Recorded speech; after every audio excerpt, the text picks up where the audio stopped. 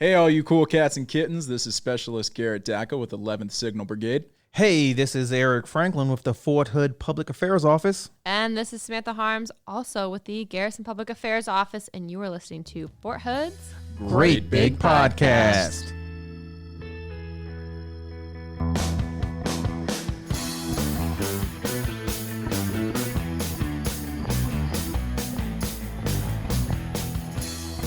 So we have some guests today from our one of the chapels on post, the nicest chapels. Not the chapel I went to. I grew up in Comanche Chapel. That's why I grew up, like growing up as a kid. That's where I used to go.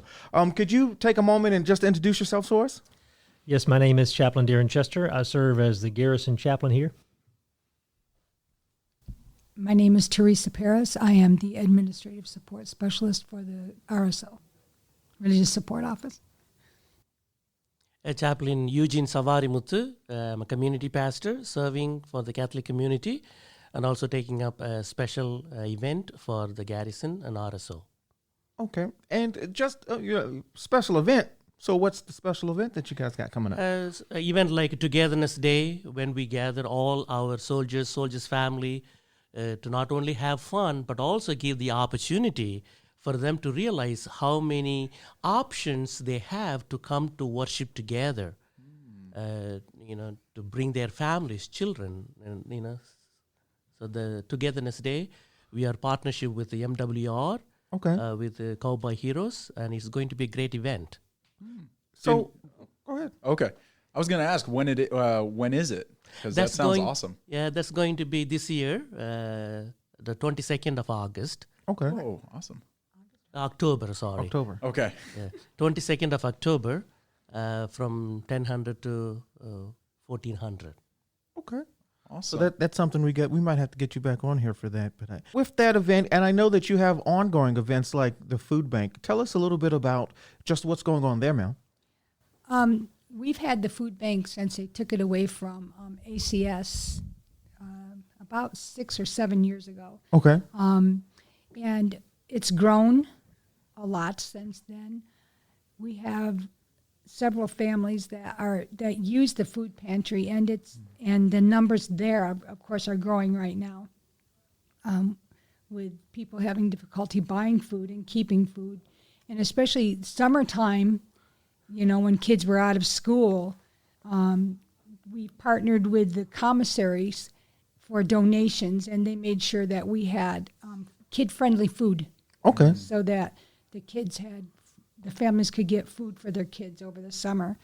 And we have everything that is stocked in our food pantry is donation. It's donation only. We do not go out and buy food to replenish it. It is all donations. When you go to the commissary and you see the gifts, the bags, that's a $10 bag or whatever, and they say it's for the food pantry, it truly is for the food pantry. We pick up from them usually about once a month, so it's a good thing to buy the bags because it is supporting the soldiers' families. But that's not all that the food pantry helps. Okay. For the soldiers and their families, they can use the food pantry, but we also give them gift cards that they can use at the commissary for fill-in food products. Okay. Milk, bread, meats, things that we don't have there. But we also have veterans, retirees, and DOD civilians can use the food pantry only, but they would not get the gift cards. Okay. The food pantry is a 72-hour stop gap. We're not your grocery store.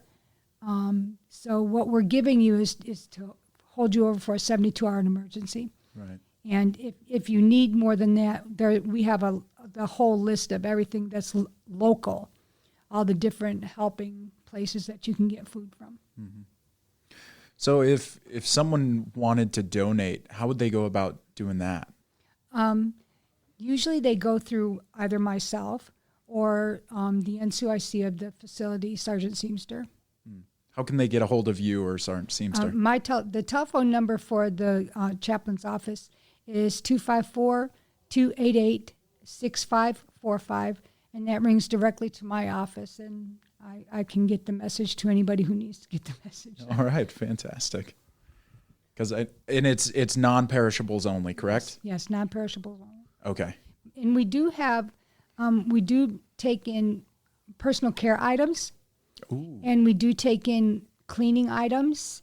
The PX also sends donations over intermittently, and we have, that's where we get a lot of our cleaning items and other and other personal care items is through them. Okay. And just for you, how has it been to see, I know over the last 2 years, that need has been there, and it's sometimes excuse me, I know over the past 2 years, that need for that little bit of extra has grown. How does it feel to be able to know that you can be that stopgap from some of those soldiers and those families? It really feels pretty awesome when you have a family member come in and they're in tears because they can't feed their kids. They don't have diapers. They don't have formula. They don't have just the basic things that they need. When they break down in the food pantry, that really touches my heart, because I know that we're doing a good thing. We're doing a God thing. I really love that. Yeah, that's pretty good. So do y'all have a story about the food bank you want to share as well? Yes, I'm brand new. Chaplain Chester asked me to overlook along with what is happening in the food pantry. Coming from the Catholic Church background, I had a great experience of running a food pantry and food bank in the church in New Jersey. So the United States, food insecurity or lack of consistent access to enough food for an active, healthy life is an important and often hidden problem. I had this 2015 statistics talks about 15.8 million U.S. households, that is 12.7% of the U.S. population, were food insecure at some point during the year. Wow. So the food bank plays a central role in the network of national, regional, and also local organizations working together to address the need of food insecure communities across the nation, especially when we look at our soldiers' family. They are so vulnerable.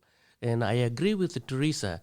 Within few weeks of my experience, I have practically seen, the soldiers, and especially the spouse of the soldier, coming with a handful of children, looking for some type of help, any help, which was very heartbreaking. The challenge, the food bank faced a monumental task of serving millions of pounds of fresh fruits, vegetables, meat, dairy product. And while food bank and food pantries are critical food sources to address food insecurity, they are not always source of fresh and healthy food. Mm-hmm. But in our facility, we make sure with the volunteers, we go through, so oftentimes whether this canned food is expired or not. Yeah. I have seen with my own eyes. I was, awesome about the volunteers helping us in a great deal, a few times a week. And then food bank often receives donation of less healthy options, including canned or packed food products that have no longer shelf life or not easy to store or distribute. Yeah. So we have to be careful when we supply food, because we should not supply the wrong food or a bad food. That would be taking advantage of the poor again. Right. So we have to work like hands of God, with a great attitude of mercy and love, with having the human dignity deep in our heart, mind, and soul. But people experience food insecurity often face other hardships too, such as housing, financial insecurity, stuff like that. We have to be also cautious of, because a couple times they also asked for gas money, Yeah. and somebody lost their pocketbook. They were asking, extra money to pay their child support or all those things. We have to keep that in mind. So the observation, there are people who take this food pantry or food bank as a social butterfly time. They just hang out. They come every day. But some of them, they're shy and upset and they're desperate. The third group, they take advantage of the opportunity. They go from one food pantry to the other. So we have to, where to draw a line. So we have to be cautious of, who we are and whom we belong to and how we can better serve. Right. So, but majority of the people are there to get something for themselves and their children. And the price is skyrocketing now. It's like over 45%. And so a very small percentage of the people give back their time as a volunteer when we interact with these people who approach the food bank. There are two ways. Some of the food pantries and food banks, they allow you to pick up whatever you want. Mm-hmm. And some of the food pantries, they just give you a bag of whatever. Right. So these people, when they ask them, how you can better help us as a volunteers, they come and spend a little bit of their time to help us, the food pantry. And also some of them, the packaged food they received from other food bank, the food which they are not going to use, they bring them to the food bank. Okay. Which is awesome too, So, it's a reciprocal give and take. Right. So, but I would say it's a great ministry to reach out to the community, especially in Fort Hood, Texas, to our soldiers and soldiers' families.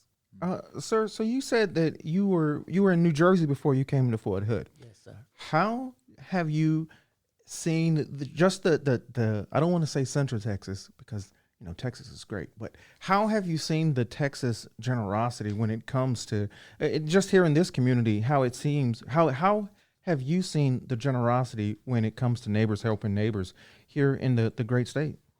I am very new. I may be ignorant, but I just share my little experience by just going through the history of the RSO, the Religious Support Team on post. I just read there are youth group. Yeah.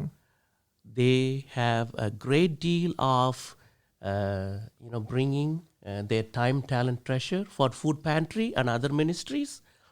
And other chapels, and they also have a special program of how they reach out to the poor, vulnerable of our community. Okay. So I never seen personally because I'm very new. Okay. But I'm looking forward to use those, youth group or other chapels and, Protestant women of the chapel. Okay.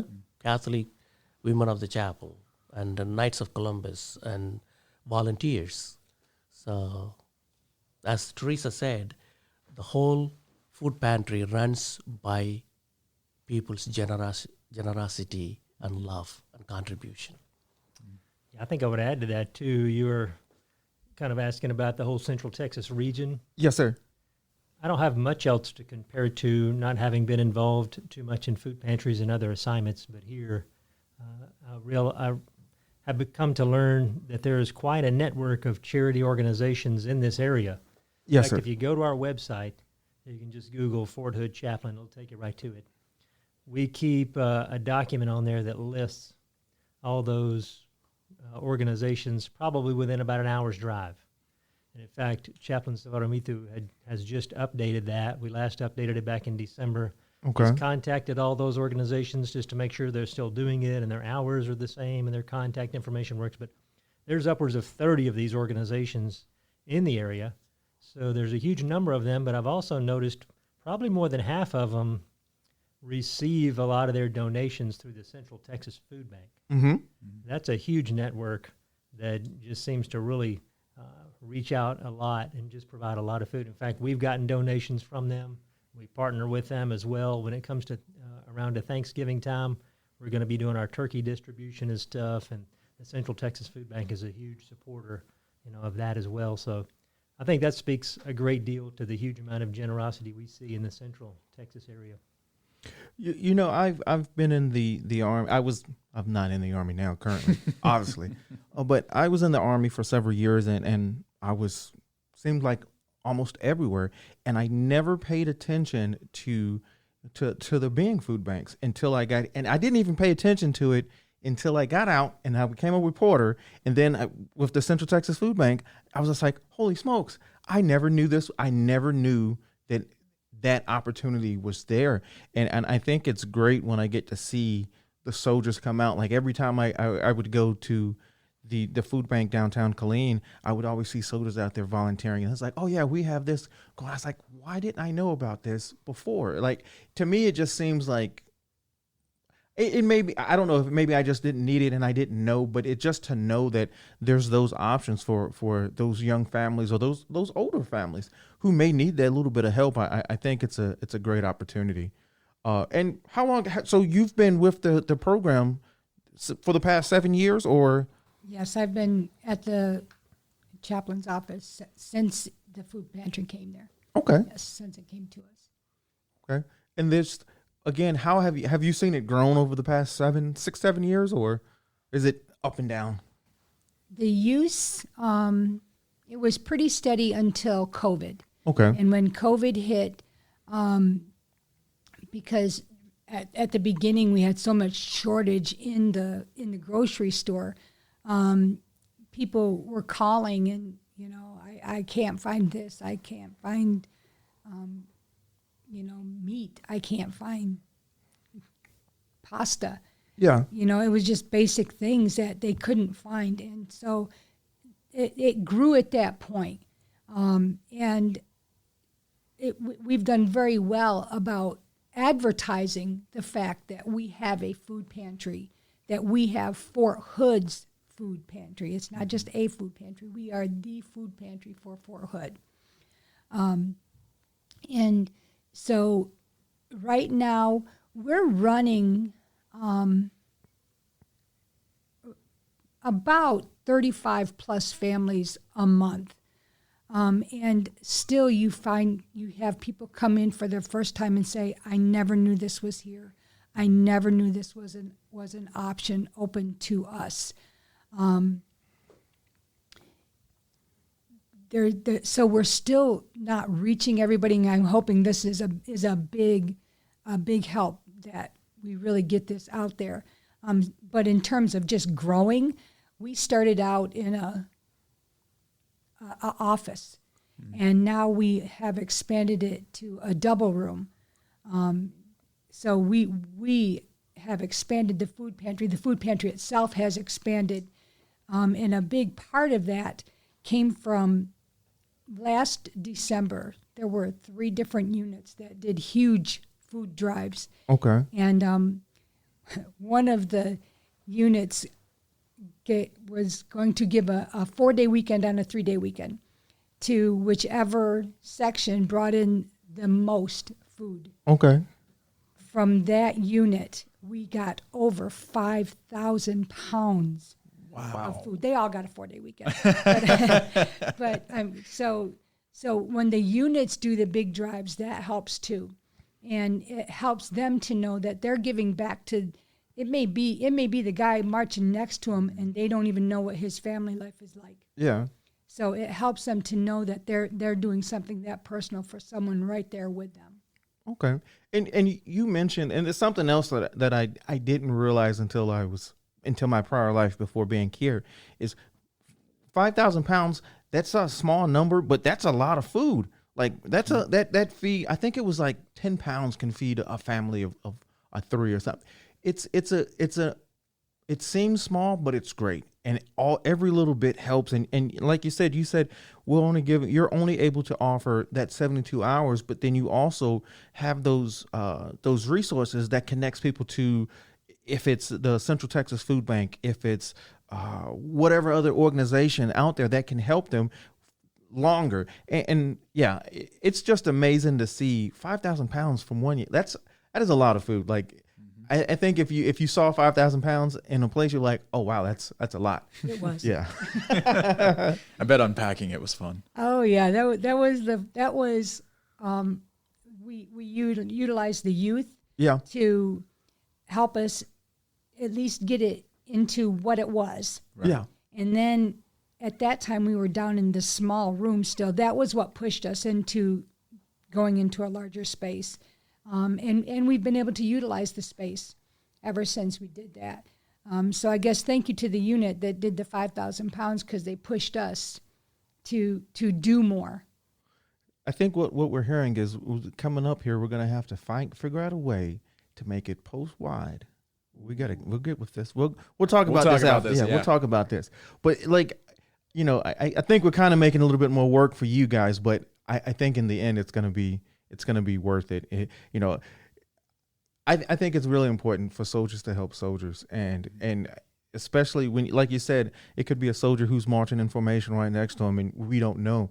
So I think that comes into us getting to know those who are to the left and right of us and in front and back of us. So, yeah. And also on that topic of helping the fellow soldiers, how can one volunteer with the food bank here on Fort Hood? Okay. Presently, the food pantry is open during normal duty hours. Okay. So that can be difficult for an active duty soldier. However, I'm sure that we can get Chaplain Chester and the unit command to give them time, because young soldiers need volunteer hours. Mm-hmm. Agreed. So we may be able to get them to work together. I mean, this is something that benefits other soldiers. So I would think that commanders would be okay with their soldiers coming in and doing some volunteer work with us. Okay. And is it just soldiers who can volunteer, or No. is it now we know. Anybody. We have volunteers who have no ties to the military. Wow. We have family members. We have, as I said, the children. Some of our religious groups, different religious groups come in and volunteer. And so, but we can always use more. Mm-hmm. We can always use more volunteers. So if we come, you will find something for us to do. I will find something. That's it. She's gonna put you to work. She's like, I will find something. We will have food. Don't worry. I'll get you something to do. Okay. I was gonna. Oh, go ahead, sir. We are planning on a togetherness day. We are going to open up a table or a booth to talk about food pantry and how you can donate and how also you can volunteer. Okay. So that's going to be an information table, how they can take advantage of the food bank, food pantry. All right. I'm looking forward to it. Yeah, me too. I was gonna say we need to get more of those youths to work. They're the ones with the strong backs. Yeah, man. Oh my gosh, because they have nothing but time on their hands. Right? They don't know about real life yet. They don't know how backbreaking it can get. Oh man, yeah. Let's put them to work. So, and I think only other question I have is, what was the number again, in case we need to get in contact with you, or if we got to send some people to come volunteer for you? Because I'm pretty sure we can find some people to come volunteer. Oh, we'll find plenty. Yes. It is 254-288-6545. 6545. And we're gonna get, and again, you said you're open during regular hours, but you can if soldiers want to volunteer, you can work something out. You can try to work something out. We will try to work something out for soldiers to volunteer. Okay. If their command team sees that they're going to volunteer at the food pantry, I'd like to believe that that would be worked out in one way or another. I like to believe, like, got it, no problem. Is there anything else that you would like to add before we get out of here? Maybe that it's important to recognize we've got like 97 chaplains, similar number of religious affairs specialists on post. Mm-hmm. So about 6 of them reside on my staff, so the other 91 of them, if my math is right, belong to the units. Okay. And so that's important because most of our soldiers, our customers as well, belong to those units as well. And what we prefer people to do is to access the food pantry is to go through their unit chaplain Okay. or religious affairs specialist. And that's for the reason so that that chaplain knows what's going on in that person's life and can provide follow-up care. And that's why we have so many chaplains embedded so deeply into our units at the battalion level and above. You're going to find a UMT, a unit ministry team, a chaplain, and a religious affairs specialist. And they're responsible for those, 400, 800, however many people are in their battalion. So when they know what those needs are, they can keep track and provide continuous ministry for folks who may need our services, temporarily and things like that. So. And for those soldiers that are maybe new to Fort Hood, maybe new to the unit, if you're looking for your chaplain or your UMT, ask around, call the chaplain's office. They will help you find out. In fact, that's one of the things we do, and the chaplains of Artemethu is working on, is making sure we know if this is an active duty family coming in to use the pantry, link them up with their chaplain so he maintains a good roster so he can connect those people together. Right. And last thing I promise, and I think that some people may see it and they're like, oh, well, I'll just go to the chaplain assistant, not knowing that their unit may be, their unit ministry team may be the best point of contact. So we might have got ahead of ourselves when we said that, but I still think we will push people to go volunteer. But I think that some people may not think like, oh man, that's what our unit ministry team may be able to help us with. So I get it. I understand. But it's always best to start lowest first, but that option is always there. It's always great to know that we can call and we can speak with the wonderful people up there if we need to. Yeah, call at any time.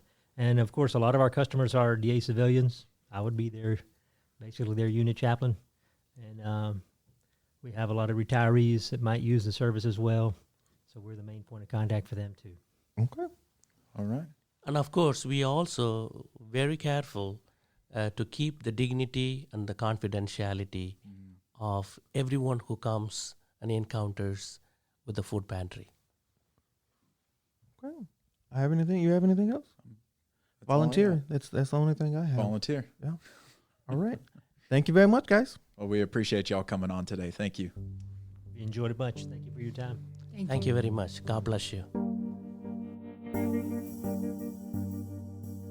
Good day, Fort Hood community. This is Major Winkleman from Force Protection. Just reminding everybody that August is Anti-Terrorism Awareness Month. We have lots of classes available to the community. We'll be on Teams as well as the House Theater. Please contact your ATOs. We're welcome everybody to listen, observe, and have a good time. Please join us, enjoy, and we're looking forward to seeing you there.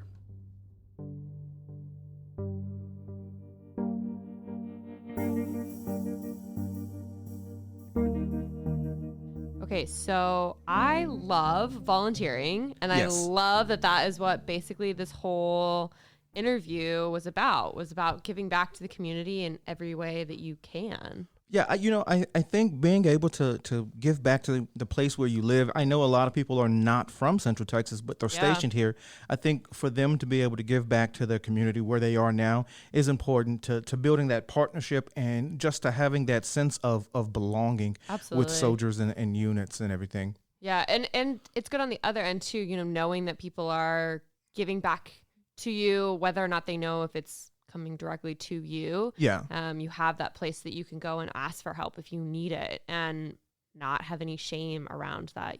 Sometimes you just need a little extra, and that's okay. There's nothing wrong with that. I think Miss Teresa had said that sometimes she'll get people who may get food at one shelter, not need it all, and then come to volunteer with them and give that extra food. So again, just knowing that there's so many people in the community who care and who care on just full heart, it's important to do. I think other than that we've had a pretty long week this week. Have. A lot of moving parts have been going on. I think this over the next couple of weekends, there's school starts Monday. Yeah. Yeah. It's for crazy. Colleen. Yeah. Yeah. Obviously, we've had a lot of moving parts going on. As you can tell, it's just the two of us. Daco had to step out to do some public affairs things. He said he was coming right back, but I knew he wasn't. So hey, anytime someone says that, I'm like, you're not coming back. I'll never see you again. We'll see you next week. Yeah, well, I'll see him next week. Definitely not today. So where can I go find? I forgot where it was. There was this one place where I thought I could go find everything going on with Fort Hood. Ooh, that would be our Facebook page. Right. Yes. If you follow us on Facebook, it's at USAG Fort Hood. If you're looking at the little @ symbol, that's going to be for all of our platforms, U.S. Army Garrison Fort Hood. So you can always find us. Yeah, we talk about a lot of things that are happening on Facebook event-wise.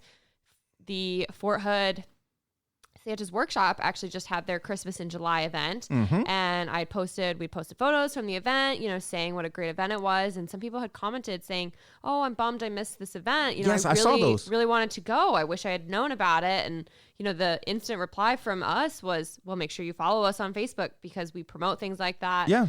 Make sure you follow all of the organizations on Facebook as well." The Fort Hood Santa's Workshop posted, we're having this event in July. Make sure you stay tuned for details of what it's going to be. But this is the day. This is the time. Yep. Keep an eye out for this. So make sure you're following us on Facebook.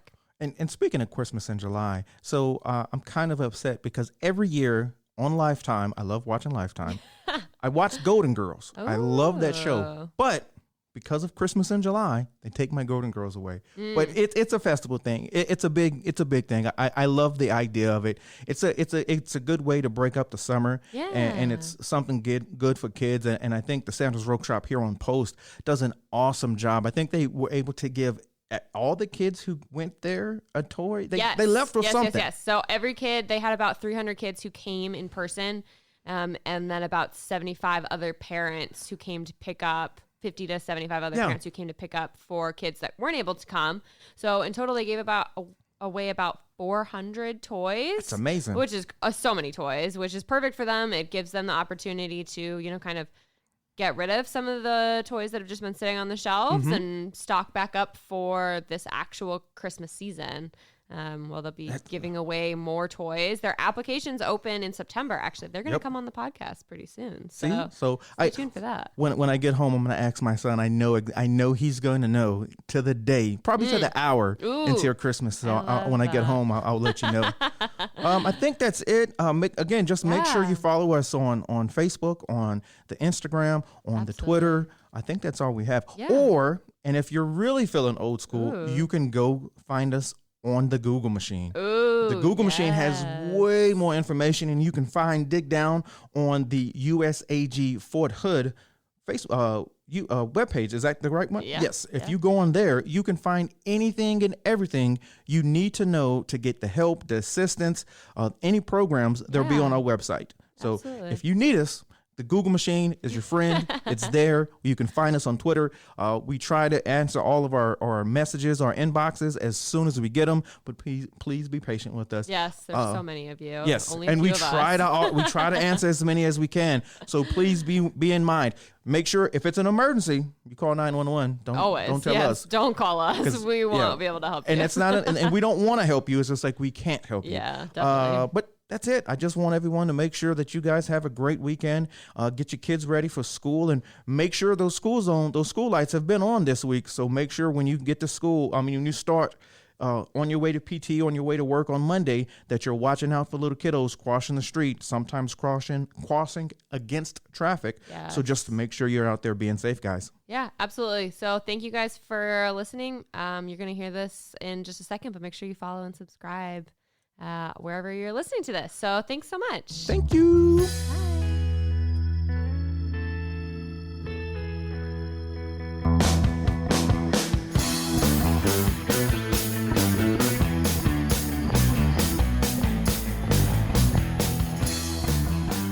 This podcast is a U.S. Army Garrison Fort Hood and Fort Hood Public Affairs production. The show's theme music is written and produced by Delicious All-Stars.